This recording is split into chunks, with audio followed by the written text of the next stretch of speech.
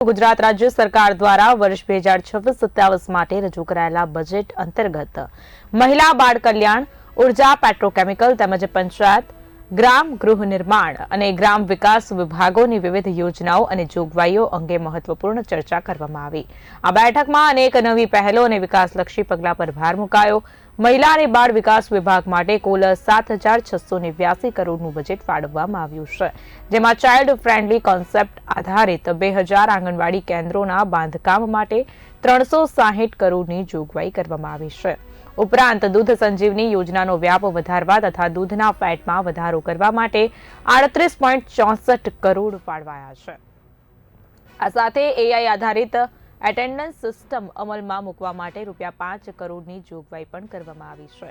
ઉર્જા ક્ષેત્રે રાજ્યના યાત્રાધામોને ગ્રીન અને વીજ સલામત ઝોન તરીકે વિકસિત કરવા માટે ₹100 કરોડની જોગવાઈ કરવામાં આવી છે.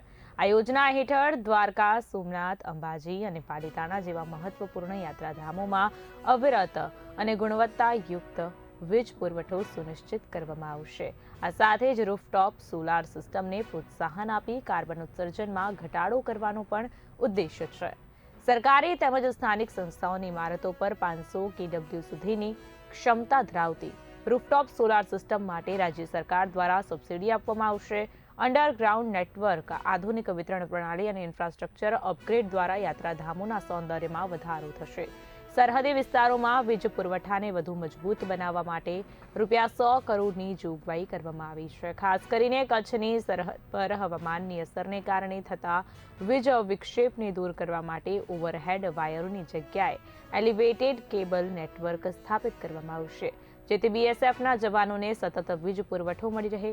ગ્રામ્ય વિકાસ માટે અટલવાડી યોજના હેઠળ 60 કરોડ ફાળવાયા છે.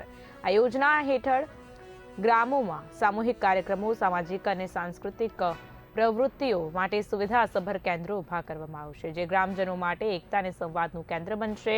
આ બેઠકમાં મહિલા અને બાળ કલ્યાણ મંત્રી મનીષાબેન વકીલ, મંત્રી ડોક્ટર પ્રદ્યુમન વાજા અને મંત્રી કૌશિક વેકરિયા સહિત સચિવ અશ્વિની કુમાર અને રાકેશ શંકર ઉપસ્થિત રહ્યા હતા.